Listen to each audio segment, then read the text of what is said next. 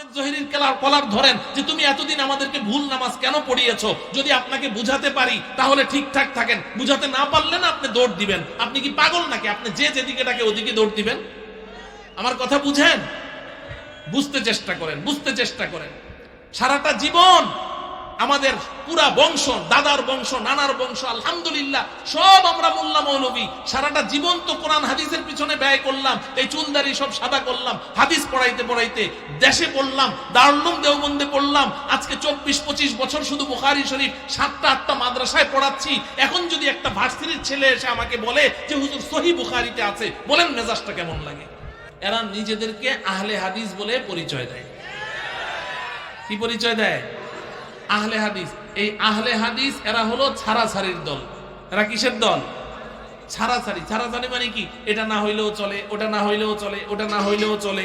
এই জন্য আহলে হাদিস ভাইদের আমি একটা নাম দিয়েছি, অল রাইট গ্রুপ। কি নাম? কি নাম? All right group. অর্থাৎ যেটা বলবেন বলবে হ্যাঁ ঠিক আছে, এটা না করলেও চলে, ওটা না করলেও চলে। বলে যে তারাবির নামাজ 20 রাকাত না পড়ে 8 রাকাত পড়লেও চলে। কিছুদিন আগে ওনাদের এক শায়েখ ফতোয়া দিয়েছেন 4 রাকাত পড়লেও চলে। আর কয়দিন যদি আল্লাহ হায়াতে রাখেন তাহলে আপডেট আসবে, না পড়লেও চলে। এই হলো ছাড়াছাড়ির দল। কয় যে পর্দা করতে গেলে মেয়েদের চেহারা না ঢাকলেও চলে।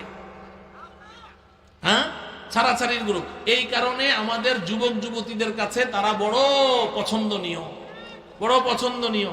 কারণ এরা হলো ছাড়াছাড়ির গ্রুপ। এই ছাড়াছাড়ির গ্রুপ সম্পর্কে ওয়াজ আল্লাহ চাইলে ইনশাআল্লাহ আমি পরে করব। তবে এই ছাড়াছাড়ির দলে কি থাকা যাবে? কথা বলেন না কেন? ছাড়াছাড়ির দলে থাকা যাবে না। আমার প্রিয় যুবক ভাইয়েরা, কলেজ ভার্সিটির ছাত্র ভাইয়েরা, আমি বিশেষ করে আপনাদেরকে সতর্ক করছি। ওরা কিন্তু আপনাদেরকে টার্গেট বানিয়েছে। আমি আপনাদেরকে বলি যে আপনাদেরকে যখন তারা সহিহ হাদিসের স্লোগান দেয়, কোরআন সহিহ হাদিস, ওরে এই যে দেখো সহিহ হাদিস, বুখারী শরীফের সহিহ হাদিস, সহিহ হাদিসের নামাজ কিরকম, তুমি নামাজ পড়ছো কিরকম, আপনাকে যে সহিহ হাদিসটা দেখালো, আপনি কি সহিহ হাদিস বুঝেন? কথা বলে না। সহিহ হাদিস বুঝেন না? সহিহ হাদিস তো আপনি বুঝেন না। আপনি তো জেনারেল শিক্ষিত, আপনার সাবজেক্ট তো ভিন্ন।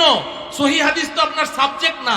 ও সহিহ হাদিস দেখালো যে নবীজি এইভাবে নামাজ পড়েছে, তুমি এতদিন এইভাবে নামাজ পড়েছো, তোমার নামাজ হয় না, বাস আপনি ওইদিকে দৌড় দিলেন। কেন? আপনি কি পাগল নাকি? কেউ বলল যে চিলে তোমার কান নিয়ে গেছে, আপনি চিলের পিছনে দৌড় দেওয়ার আগে হাত দিয়ে দেখেন কানটা আছে না নাই।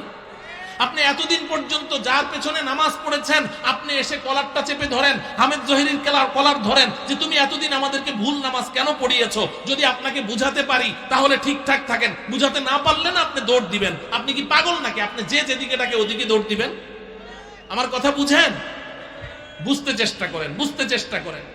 সারাটা জীবন আমাদের পুরা বংশ, দাদার বংশ, নানার বংশ, আলহামদুলিল্লাহ সব আমরা মোল্লা মৌলবী। সারাটা জীবন তো কোরআন হাদিসের পিছনে ব্যয় করলাম, এই চুলদারি সব সাদা করলাম, হাদিস পড়াইতে পড়াইতে দেশে পড়লাম, দারুল উলুম দেওবন্দে পড়লাম। আজকে 24-25 বছর শুধু বুখারী শরীফ 7টা-8টা মাদ্রাসায় পড়াচ্ছি।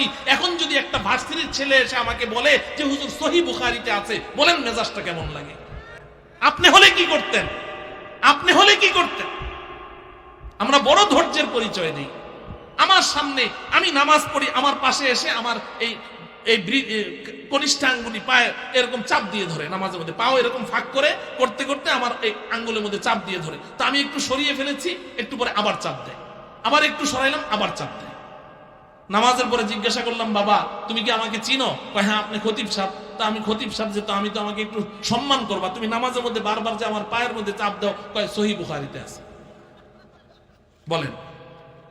পরে উপরে নিয়ে গেলাম, নিয়ে আমি যখন বুখারী শরীফ খুলতেছি, তো ও তো বুঝতে পেরেছে যে এখন ওর রিমান্ডে নেওয়া হবে। ও বলে যে হুজুর আমি কিন্তু বুখারী শরীফ পড়তে পারি না। আমি কেন? তুমি না বললা সহিহ বুখারীতে আছে, আমাকে বের করে দাও। কয় না, আমার শায়েখ বলেছে। দেখেন কালো বিড়াল কেমনে বের হয়। কে বলেছে? তাহলে ওরা কি আহলে হাদিস না আহলে শায়েখ? হযরত চলে এসেছেন। আর 1 মিনিট একটা কথা বলি।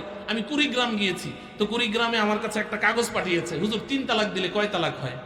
একটা কাগজ পাঠিয়েছে। আমি কি 3 তালাক দিলে 3 তালাক হয়? কয় না, 1 তালাক হয়। আরে আমাকে 1 তালাক হয়? কে বলেছে আপনাদেরকে? কয় আমাদের শায়েখ। আমি বললাম আপনাদের শায়েখকে ডাকেন, আপনাদের শায়েখের সামনে একটু কথা বলি আপনাদের সামনে, তাইলে তো পরিষ্কার হয়ে যাবে 3 তালাকে কয় তালাক হয়। কয় শায়েখ এখানে নেই। কয় কই? কয় যে হোটেলের মালিক। শায়েখ কি? আরে হোটেলের মালিক শায়েখ হইলো কেমনে? এটা জানেন কেমনে হলো? ওই যে কিছুদিন সৌদিতে চাকরি করে আসছে, এসে এখন আমাদের নামাজ ভুল ধরা শুরু করেছে, বড় মুফতি সাহেব। বাস। তা আমি বললাম যে ঠিক আছে, মাসআলা পরে বলবো, আপনাদেরকে একটা অফার দেই। বলে হুজুর কি অফার?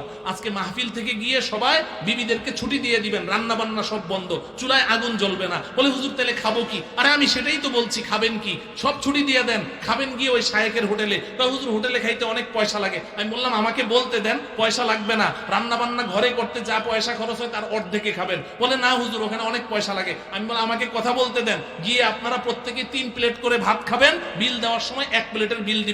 যদি শায়েখ ঝগড়া লাগায় বলবেন 3 তালাকে 1 তালাক হইলে 3 প্লেটে 1 প্লেটেরই বিল।